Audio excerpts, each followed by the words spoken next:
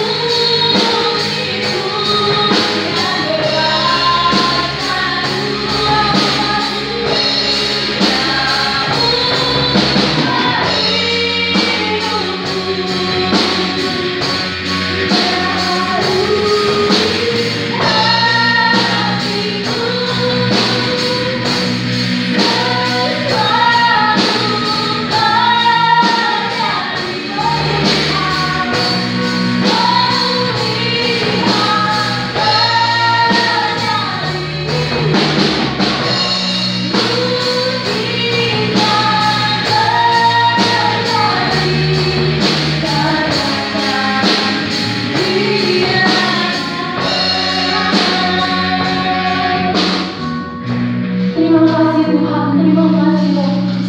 Kami percaya Bapa bahwa penyertaan-Mu, mukjizat-Mu nyata dalam kehidupan kami Tuhan. Terima kasih Bapa. Saat ini Tuhan kami mau datang kepada-Mu Bapa, dan kami mau membawa hati kami Yesus. Jamah setiap hati kami Tuhan, jamah setiap telinga kami Bapa, dimanapun kami berada Tuhan. Kami percaya bahwa kuasa Roh Kudus Tuhan selalu hadir dalam kehidupan kami.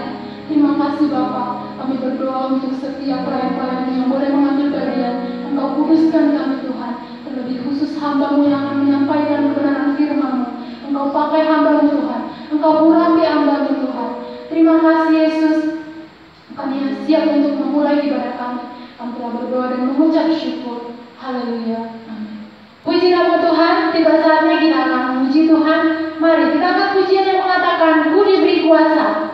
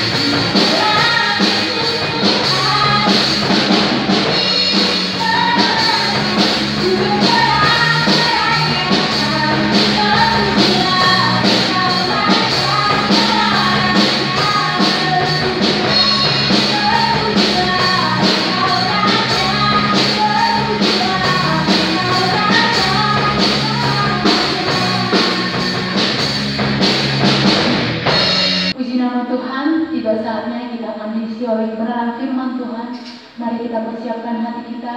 Kita angkat pujian yang mengatakan, ajar kami Tuhan.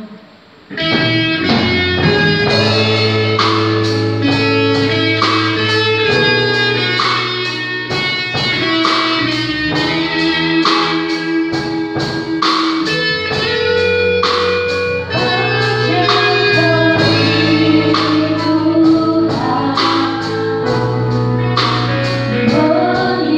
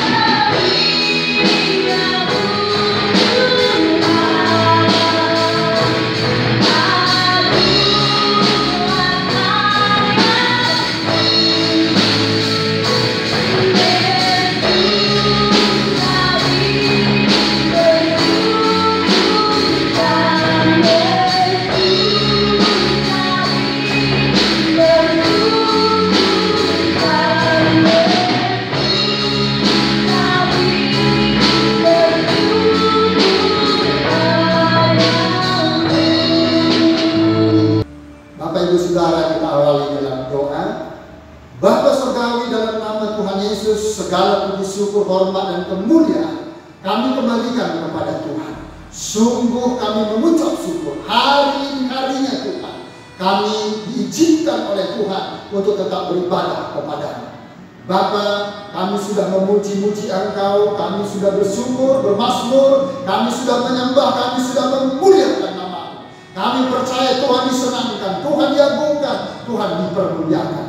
Bapa, izinkanlah hamba-Mu sebentar lagi guna menyampaikan firman Tuhan. Mari Engkau berbicara atas hamba-Mu, pakai lidah mulut hamba-Mu, pakai seluruh aspek kehidupan hamba-Mu. Kuasai dan tutup bungkus dengan otoritas Tuhan. Lengkapi hamba dengan segenap hikmat akal budi dari Tuhan. Singkapkan rahasia firman-Mu, buka hati dan pikiran kami. Ampuni setiap dosa kami, kekurangan, kelemahan, ketidaklayakan kami. Basuh dengan kuasa darah anak domba Allah, supaya kami berkenan di mata-Mu. Terima kasih Bapa di sorga. Allah Roh Kudus mengurapi pemberitaan firman Tuhan. Di dalam nama Tuhan Yesus Kristus, kami siap memberitakan firman-Mu. Haleluya, haleluya, amin. Haleluya, haleluya. Shalom Bapak Ibu Saudara sekalian. Apa kabar hari ini? Kabar baik dan luar biasa, karena Tuhan tetap senantiasa memelihara, memberkati kita semuanya. Amin. Saudara-saudara yang dikasihi Tuhan, hari ini saya mencoba untuk berbicara tentang seorang tokoh yang hidup di zaman purbakala, namun memberikan satu keteladanan hidup bagi anggota keluarganya dan menjalin relasi yang hebat, relasi yang baik, relasi yang positif dengan orang-orang sezamannya, dan relasi yang baik juga dengan Tuhan. Dan tokoh yang bersangkutan bukan saja memotivasi bagi anggota keluarganya untuk hidup benar di hadapan Tuhan, namun juga memotivasi setiap orang-orang yang percaya kepada Tuhan dan sangat inspiratif. Dan oleh sebab itu saudara, nama tokoh itu adalah Nuh. Dan izinkan saya untuk menyampaikan satu topik dalam khotbah hari ini, yaitu pelajaran dari kisah Nuh. Sekali lagi, pelajaran dari kisah Nuh. Dan saya akan membacakan dari kitab Kejadian pasal yang ke-6 ayat yang ke-9 sampai 22. Sekali lagi, kitab Kejadian pasal yang ke-6 ayat 9 sampai 22. Demikian pemberitaan firman Tuhan. Inilah riwayat Nuh. Nuh adalah seorang yang benar dan tidak bercela di antara orang-orang sezamannya, dan Nuh itu hidup bergaul dengan Allah. Nuh memperanakan 3 orang laki-laki, Sem, Ham, dan Yafet. Adapun bumi itu telah rusak di hadapan Allah dan penuh dengan perkasa. Allah menilik bumi itu dan sungguh rusak benar, sebab semua manusia menjalankan hidup yang rusak di bumi. Berfirmanlah Allah kepada Nuh, Aku telah memutuskan untuk mengakhiri hidup segala makhluk, sebab bumi telah penuh dengan kekerasan oleh mereka. Jadi aku akan memusnahkan mereka bersama-sama dengan bumi. Buatlah bagimu sebuah bahtera dari kayu gofir. Bahtera itu harus kau buat berpetak-petak dan harus kau tutup dengan pakal, dan dari luar dan dari dalam. Beginilah engkau harus membuat bahtera itu. 300 hasta panjangnya, 50 hasta lebarnya, dan 30 hasta tingginya. Buatlah atap pada bahtera itu, dan selesaikanlah bahtera itu sampai sehasta dari atas, dan pasanglah pintunya pada lambungnya. Buatlah bahtera itu bertingkat bawah, tengah, dan atas. Sebab sesungguhnya aku akan mendatangkan air bah meliputi bumi untuk memusnahkan segala yang hidup dan bernyawa di kolong langit. Segala yang ada di bumi akan mati binasa. Tetapi dengan engkau, aku akan mengadakan perjanjianku, dan engkau akan masuk ke dalam bahtera itu, engkau bersama-sama dengan anak-anakmu dan istrimu dan istri anak-anakmu. Dan dari segala yang hidup, dari segala makhluk, dari semuanya haruslah engkau bawa satu pasang dalam bakta itu, supaya terpelihara hidupnya bersama-sama dengan engkau. Jantan dan betina harus kau bawa. Dari segala jenis burung dan dari segala jenis hewan, dari segala jenis binatang melata di muka bumi, dari semuanya itu harus datang satu pasang kepadamu, supaya terpelihara hidupnya. Dan engkau bawalah bagimu segala apa yang dapat dimakan, kumpulkanlah itu padamu untuk menjadi makan bagimu dan bagi mereka. Lalu Nuh melakukan semuanya itu tepat seperti yang diperintahkan Allah kepadanya. Demikianlah dilakukannya. Amin. Saudara-saudara, di dalam Alkitab tidak terlalu banyak orang-orang yang hidup pada zaman purbakala lalu kemudian dikutip dan menjadi suatu teladan di dalam seluruh kehidupan orang-orang yang percaya kepada Tuhan. Maka meskipun jumlahnya hanya sedikit, Nuh salah satunya menjadi tokoh bagi orang-orang yang percaya kepada Tuhan dan memiliki relevansi yang tetap baik sampai kepada generasi hari-hari ini. Haleluya, haleluya. Puji nama Tuhan. Nah, saudara, pertanyaan yang dapat kita munculkan, apa pelajaran dari kisah Nuh? Pelajaran yang pertama adalah Nuh tetap menjadi diri sendiri. Bacaan dalam satu perikop tadi menjelaskan panjang dan lebar bagaimana orang-orang yang hidup pada zamannya, maka pola pikir, perilaku hidup mereka, kecenderungannya melakukan hal-hal yang rusak di bumi, melakukan hal-hal yang jahat di mata Tuhan, melakukan perilaku-perilaku yang tidak diperkenankan oleh Tuhan. Tetapi Nuh di hadapan Tuhan menjadi orang yang benar, menjadi orang yang berkenan di hadapan Tuhan. Nuh dikatakan meskipun hidup di tengah-tengah masyarakat yang perilakunya mencurus atau cenderung kepada perilaku-perilaku yang jahat di mata Tuhan, mereka melakukan hal-hal yang rusak di hadapan Tuhan. Artinya mereka tidak berkenan di hadapan Tuhan. Tetapi Nuh tidak terpengaruh dengan perilaku mereka. Nuh bisa hidup bagaimana mencari kehidupan dirinya sendiri, bagaimana gaya hidup sendiri yang dilakukan oleh Nuh. Dia tetap memegang kuat, dia tetap memiliki satu patron yang tidak boleh digeser, yang tetap terpatri, yang tetap kokoh dan tidak boleh digeser oleh gaya hidup masyarakat yang di dalamnya penuh dengan kejahatan.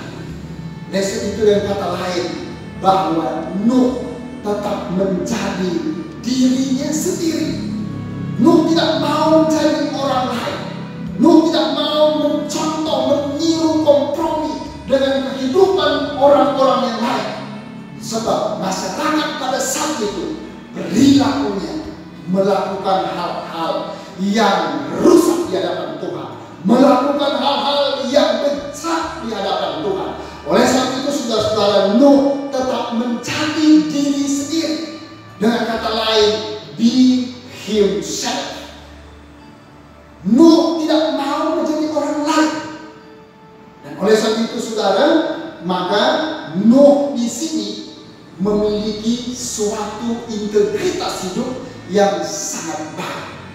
Memiliki kualitas hidup di atas dari semua kualitas hidup di zamannya. Sebab orang-orang yang hidup di zamannya tidak ada seorang pun yang berkenan di hadapan Tuhan. Hidup Nuh tampil beda dengan orang lain. Dengan kata yang lain, aku adalah aku. I am is who I am, not another. Aku adalah aku dan bukan orang lain. Dan itu dipegang oleh Nuh dengan sangat kuat, menjadi suri teladan kepada istrinya dan ketiga orang anaknya dan ketiga orang anak mantunya. Dan saudara-saudara, Nuh senantiasa konsisten dengan hidup yang benar di hadapan Tuhan. Nuh senantiasa konsisten dengan hidup yang berkenan di hadapan Tuhan. Nuh tidak bergeser. Nuh tidak kompromi dengan hidup orang-orang sezamannya yang hidupnya bercela, yang hidupnya melakukan kejahatan, yang hidupnya membuat Tuhan murka, yang membuat Tuhan sakit hati. Sebab kecenderungan hati mereka benar-benar jahat di mata Tuhan. Nah, puji nama Tuhan, saudara. Kehidupan Nuh, bagaimana perilaku kehidupannya, memberikan satu keteladanan hidup. Seorang ayah yang hebat dan luar biasa dalam kesalehan di dalam relasinya, baik kepada keluarga, kepada sezamannya, masyarakat yang hidup pada zamannya, maupun juga relasi secara vertikal, yakni kepada Allahnya, dengan sangat luar biasa baik.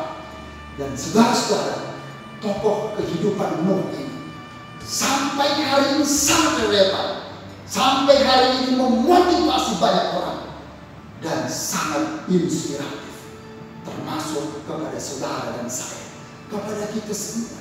Nuh tetap menjadi dirinya sendiri, sebagai orang yang tetap menjadi dirinya sendiri, memiliki kualitas hidup yang hebat, saleh, luar biasa, benar di hadapan Tuhan. Maka dia mempertahankan kualitas hidupnya yang benar di hadapan Tuhan, baik kepada sesama maupun juga di hadapan Tuhan.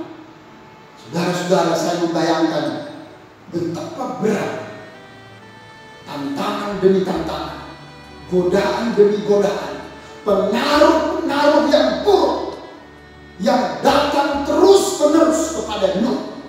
Tetapi Nuh dapat mengcover semua.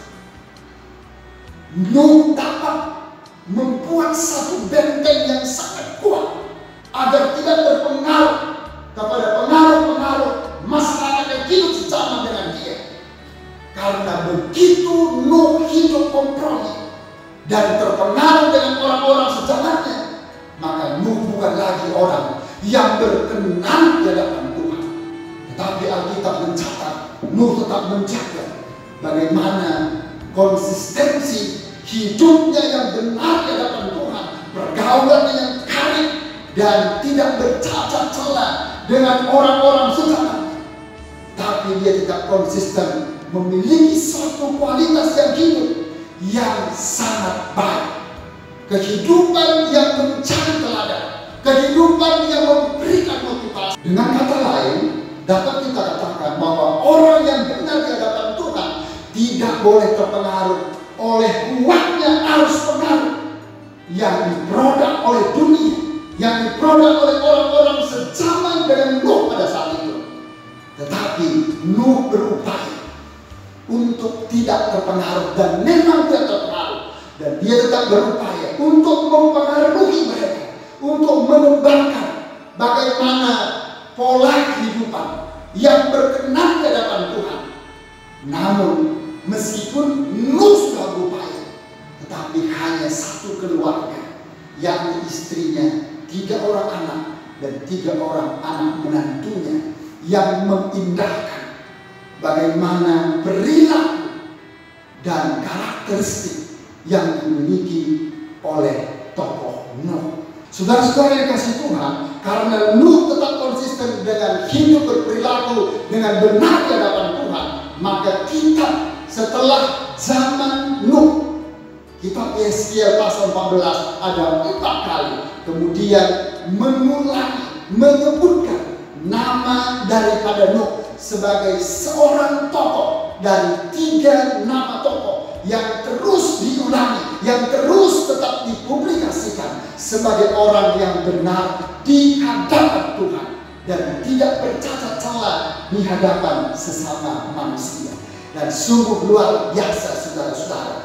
Bukan saja dalam perjanjian lama, tetapi kemudian dalam perjanjian baru, baik penulis kitab Ibrani maupun juga Rasul Petrus mengulangi untuk menyebut nama Nuh sebagai orang yang benar di hadapan Tuhan. Sungguh luar biasa. Dan oleh sebab itu saudara, katakan kepada semua sahabat kita, kepada semua keluarga kita, bahwa ketika kita meneladani teladan Nuh, yakni hidup benar di hadapan Tuhan, membangun relasi yang intim dengan Tuhan maupun dengan sesama, dan tidak bercacat celah, maka itu menjadi suatu teladan yang harus kita pertahankan dimanapun kita berada, kapanpun waktunya, kemanapun kita pergi.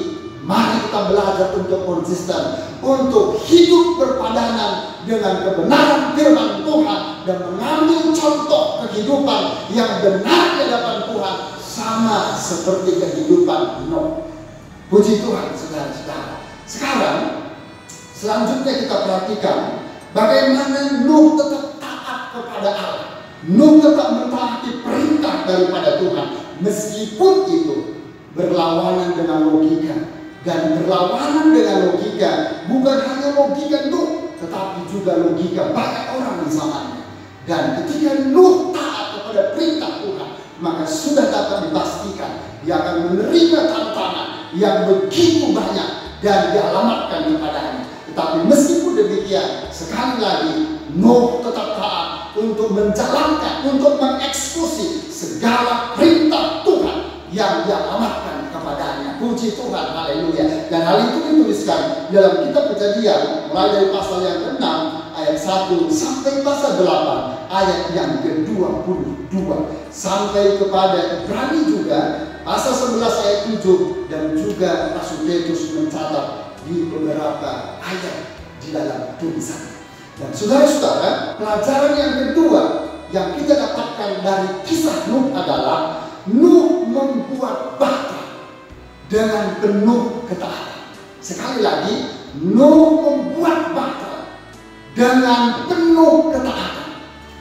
Dan di sini ditulis dalam ayat 13 sampai 18. Bahtera ketika dicatat dalam Alkitab, tidak sedikit persepsi banyak orang itu seperti kapal modern. Padahal bahtera yang disampaikan oleh Alkitab adalah tidak seperti persepsi banyak orang, di mana banyak yang menganggap bahtera itu seperti kapal modern. Namun saudara, bahtera di sini kemungkinan besar itu bentuknya 4 persegi panjang, tanpa mesin, tanpa haluan atau buritan, tanpa sirip, dan tanpa layar, tanpa BBM, tanpa jendela, dan hanya satu pintu di lambung. Dan Allah sendiri menutup pintunya dari belakang ketika Nuh dan keluarganya dan semua binatang-binatang masuk ke dalam bahtera. Kemudian Allah sendiri menutupnya dari belakang. Sungguh sangat menakjubkan. Saudara, dapat kita bayangkan bahtera itu sangat tertutup sekali. Karena bahtera itu ditutup rapat baik dari dalam maupun dari luar dengan pagar yang terbuat dari kulit kayu atau sabut. Nah, saudara-saudara, maka dapat kita bayangkan bahtera yang dihuni oleh Nuh dan keluarganya plus dengan binatang-binatang yang Tuhan perkenankan masuk ke dalamnya, maka di dalamnya tidak ada pendingin, tetapi mereka tetap nyaman. Sungguh luar biasa, saudara. Kurang lebih ada 1 tahun Nuh dan keluarga dan semua binatang yang hidup di dalamnya, mereka tetap berada tanpa ada yang sakit. Nah, puji Tuhan, saudara. Saya membayangkan hari-hari ini kita sudah bertahan 3 bulan lebih. Dan puji Tuhan, semoga tidak ada yang sakit di antara kita, karena tidak sampai 1 tahun. Kita berdoa dan kita berharap agar supaya stay at home yang sudah berjalan lebih dari 3 bulan akan segera berubah menjalani kehidupan new normal seperti yang kita harapkan hari-hari ini. Haleluya, haleluya. Puji nama Tuhan. Sekarang saudara, kita masuk kepada ukuran yang dari Tuhan itu sangat spesifik sekali. Dan itu harus dikerjakan oleh Nuh tepat seperti yang Tuhan sampaikan. Sekarang kita perhatikan baik-baik bagaimana ukuran yang spesifik yang disampaikan oleh Tuhan kepada Nuh. Dikatakan bahwa panjangnya 300 hasta, dan 300 hasta itu setara dengan 134 meter. 134 34 meter, sungguh sangat panjang kapal atau bahtera kayu pada zaman itu. Lalu kemudian lebarnya 50 hasta, itu setara dengan 22 meter, sangat lebar sekali. Lalu kemudian tingginya setinggi 30 hasta atau 13 meter tingginya, karena memang bertingkat-tingkat, yakni sampai 3 tingkat atau 3 meter. Jadi luas bahtera itu sekitar 9.000 meter persegi. Wow, sungguh luar biasa. Satu bahtera yang terbesar pada zaman itu, jauh melebihi daripada kapal-kapal yang terbuat dari kayu pada zaman itu, karena memang luasnya sampai kepada 9.000 meter persegi. Sungguh sangat menakjubkan. Wow, great, amazing, luar biasa hebat. Cukup luas untuk kediaman Nuh dan keluarganya dan seluruh binatang-binatang yang ikut serta di dalamnya. Nah, sekarang mungkin ada yang bertanya, siapa saja mengerjakannya? Apa mungkin Nuh mampu untuk mengerjakan tugas yang luar biasa hebat itu? Padahal Nuh hidup pada zaman purba. Saudara-saudara, yang masuk dalam bahtera itu adalah 8 orang, yakni Nuh, istrinya, dan 3 orang anaknya, dan 3 orang mantunya. Jadi ada 8 orang totalnya. Dan 8 orang ini, mereka sehati untuk bekerja. 4 wanita dan 4 pria. Mereka bergandengan tangan, mereka bersinergi satu dengan yang lain untuk mengerjakan proyek yang sangat luar biasa, dahsyat, besar ini. Dan saudara-saudara, bukan hanya 8 orang yang bekerja di kapal itu. Tidak tertutup kemungkinan, seperti Injil Matius katakan di dalam pasal 24 ayat 37 sampai 38, ketika Nuh membuat bahtera, semua aktivitas berjalan seperti biasanya. Mereka bekerja, mereka makan, mereka minum, mereka kawin mengawinkan, aktivitas berjalan dengan normal. Tidak ada sesuatu yang pasif, tetapi semua berjalan dengan lancar, semua berjalan dengan normal. Dan begitu juga dengan pengerjaan bahtera yang dilakukan atau yang dikerjakan oleh Nuh dan dibantu oleh keluarga. Jadi saudara-saudara, tidak tertutup kemungkinan dan bukan hal yang mustahil bahwa Nuh di sini mempekerjakan banyak orang-orang di luar dari keluarga Nuh untuk kemudian bekerja membantu Nuh sesuai dengan skill mereka masing-masing. Dengan kata yang lain, Nuh memanggil mereka menjadi pekerja di proyek pembuatan bahtera ini. Lalu kemudian Nuh membayar jasa mereka. Namun meskipun orang-orang yang bekerja kepada Nuh, mereka mendapatkan pekerjaan dari Nuh, mereka mendapatkan orderan daripada Nuh, mereka mendapatkan upah daripada Nuh, namun mereka tidak percaya kepada apa yang disampaikan Nuh kepada mereka. Dan ini berarti sama dengan orang-orang yang bekerja di dalam proyek, katakanlah proyek orang-orang yang percaya kepada Tuhan. Maka kemudian para pekerja, banyak orang-orang yang bekerja kepada proyek orang-orang yang percaya kepada Tuhan. Contohnya, saya sudah beberapa tahun terakhir mempekerjakan ketika rumah Tuhan yang Tuhan percayakan untuk kami kelola kemudian mengalami kerusakan, maka saya mencari pekerja dan mereka bekerja. Lalu kemudian melalui saya membayar upah mereka dan mereka tetap bekerja secara normal. Dan meskipun mereka bekerja di dalam rumah Tuhan, Dan bukan berarti mereka otomatis percaya kepada Tuhan. Dan oleh sebab itu saudara, saya membayangkan bagaimana kemudian Nuh juga memanggil orang-orang bekerja kepadanya, mengerjakan proyek besar yang pembuatan bangsa. Nuh pada saat itu juga menyampaikan perkataan-perkataan tentang keselamatan yang daripada Tuhan. Namun mereka tetap tidak percaya kepada apa yang Nuh sampaikan kepada mereka. Sehingga hasil akhirnya hanya Nuh dan 7 orang anggota keluarganya yang selamat, yakni 1 istrinya, 3 orang anaknya, dan 3 orang anak menantunya. Nah, saudara-saudara, jadi Nuh bisa memakai jasa mereka meskipun pekerjaannya relatif lama. Dan Alkitab memang tidak mencatat secara valid berapa lama Nuh mengerjakan pembuatan bahtera tersebut. Tetapi para pakar Alkitab kemudian menganalisa bahwa pengerjaan bahtera itu cukup lama sekali. Mungkin kisaran waktunya mulai dari sekitar 40 sampai 80 tahun. Pelajaran yang ketiga dari kisah Nuh adalah Allah menyelamatkan Nuh.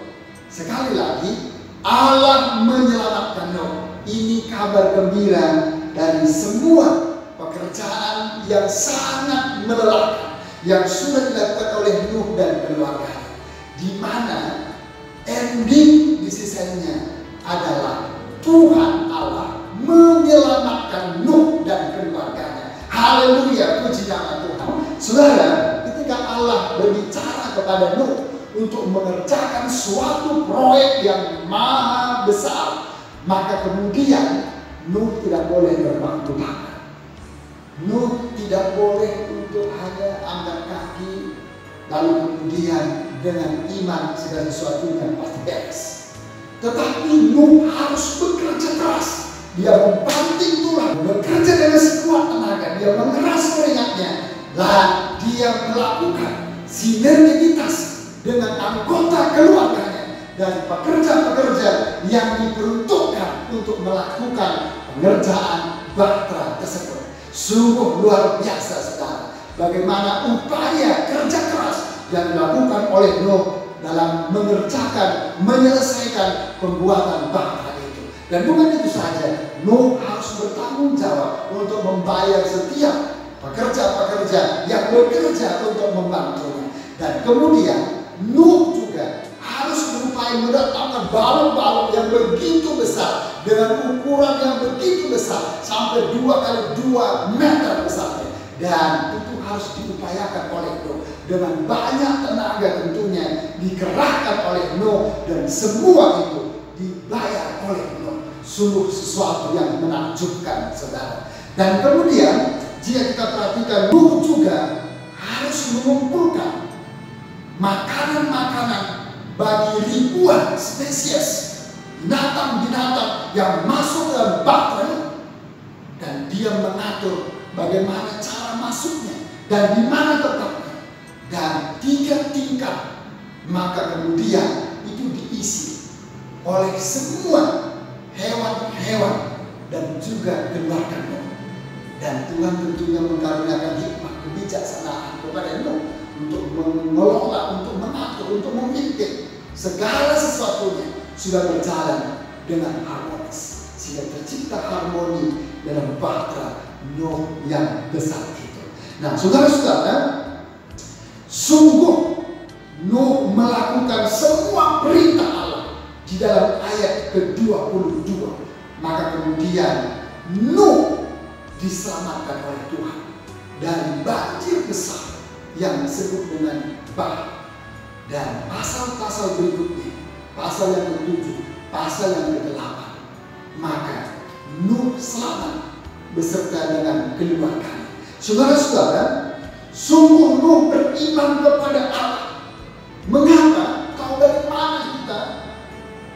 Kita tahu bahwa Nuh mengerjakan tepat seperti instruksi yang disampaikan oleh Allah kepada Nuh. Tidak ada sedikit pun penyimpangan-penyimpangan yang dikerjakan oleh Nuh.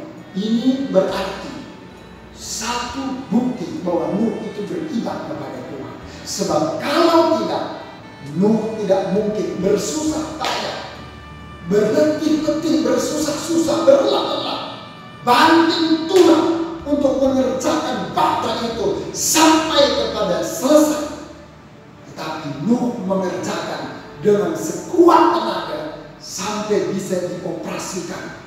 Yang Nuh dan keluarga dan semua jenis binatang yang diperkenankan masuk ke dalamnya, mereka kemudian dapat menikmati keselamatan yang datangnya daripada Tuhan. Dan kemudian pasca air bah, maka Tuhan masih mengizinkan Nuh untuk tetap hidup 350 tahun lagi. Jadi usia Nuh sampai 950 tahun banyaknya.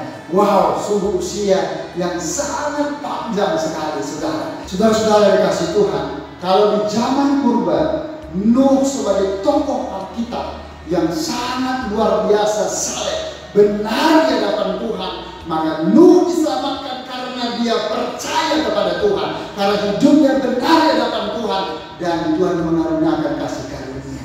Dan Nuh beserta anggota keluarganya, totalnya 8 orang, mereka diselamatkan oleh Tuhan. Dan bata merupakan sarana untuk mereka diselamatkan oleh Tuhan dari ancaman bahaya air bah yang membunuh semua manusia yang hidup pada generasi itu. Maka di zaman ini, bahkan sejak 2000 tahun yang silam, sarana untuk diselamatkan masuk dalam kerajaan surga hanya satu jalan. Hanya satu jalan, yakni melalui Yesus Kristus yang sudah mati di atas kayu salib, menebus dosa manusia, menebus orang yang berdosa di hadapan Tuhan, mulai dari zaman Adam sampai zaman sekarang, bahkan sampai kepada orang-orang sejauh yang Tuhan panggil untuk mereka diselamatkan oleh Tuhan. Maka tidak ada jalan yang lain selain kepada percaya kepada Yesus Kristus, dan itulah iman. Dan oleh anugerah Allah, orang yang setiap percaya kepada Allah, mereka pasti diselamatkan. Oleh sebab itu, saudara-saudara yang dikasih Tuhan, sama seperti zaman Nuh sudah berpuluh-puluh tahun menyuarakan, berkhotbah tentang keselamatan dalam Tuhan Allah. Namun pada akhirnya, maka semua generasi yang sehidup sejaman dengan Nuh, tidak ada yang mendengarkan, tidak ada yang mengindahkan apa yang disampaikan oleh Nuh, kecuali anggota keluarganya, yakni istrinya, 3 orang anaknya, dan 3 orang anak menantunya. Totalnya 8 orang. Mereka diselamatkan oleh Tuhan. Maka pada zaman ini, sejak 2000 tahun yang silam, maka setiap hamba-hamba Tuhan yang Tuhan pakai menjadi alatnya, menyuarakan agar supaya pertobatan bisa disampaikan kepada banyak orang, agar supaya Kristus yang menjadi satu-satunya jalan menuju kepada rumah Bapa di sorga atau dalam kerajaan sorga yang kekal. Maka kemudian hari ini saya tetap sampaikan bahwa orang-orang yang mengindahkan, orang-orang yang merespon, orang-orang yang menerima perkataan dan mengakui dengan mulutnya bahwa satu-satunya jalan yakni Yesus Kristus, maka orang yang percaya dan mengakuinya, dia diselamatkan oleh Tuhan.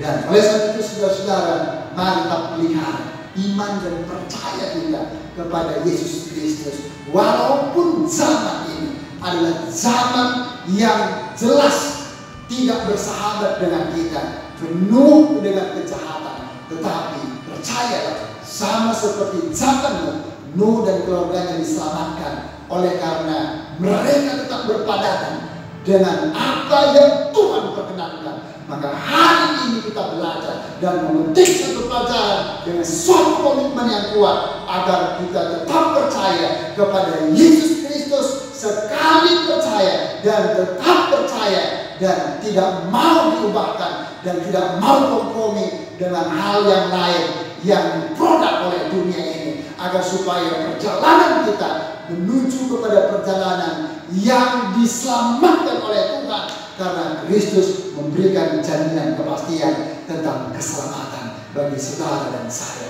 Puji Tuhan, haleluya. Sudahkah Anda percaya kepada Tuhan Yesus sebagai Tuhan dan Juru Selamat? Tuhan Yesus memberkati kita semua. Dan sekarang mari kita berdoa bersama-sama. Bapa Surgawi, dalam nama Yesus, hati kami tetap bersuka cita dan berlimpah dengan ucapan syukur sebab kami diizinkan untuk tetap beribadah dan mendengarkan sabda Tuhan. Sabdamu terang menjadi jalan kami dan pelita bagi seluruh aspek kehidupan kami.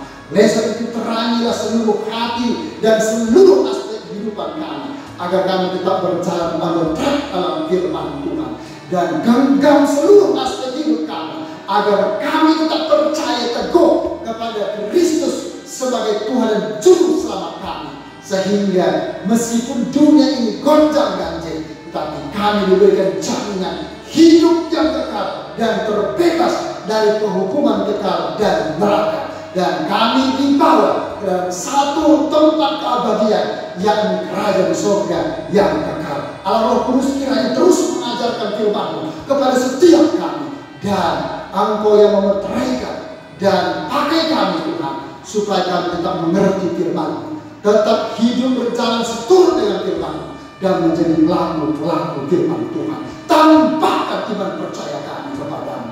Terima kasih Bapa di surga. Dan mari Bapak Ibu Saudara yang dikasihi Tuhan, kita menadahkan kedua tangan kita untuk menerima berkat daripada Tuhan. Terima dan bawalah Tuhan limpahan anugerah damai sejahtera dari Allah Bapa di surga, cinta dan kasih sayang dari Yesus Kristus Tuhan dan penebus kita, serta persekutuan Allah Roh Kudus turun memenuhi, menyertai, menghiburkan, menguatkan, dan memberkati serta menyelamatkan kita semua mulai hari ini, besok, sampai Maranatha Tuhan Yesus datang untuk kedua kalinya. Demi nama Tuhan Yesus kami mengucap syukur dan terima berkat Tuhan. Semua yang percaya katakan haleluya, amin. Tuhan Yesus memberkati kita semua. Shalom.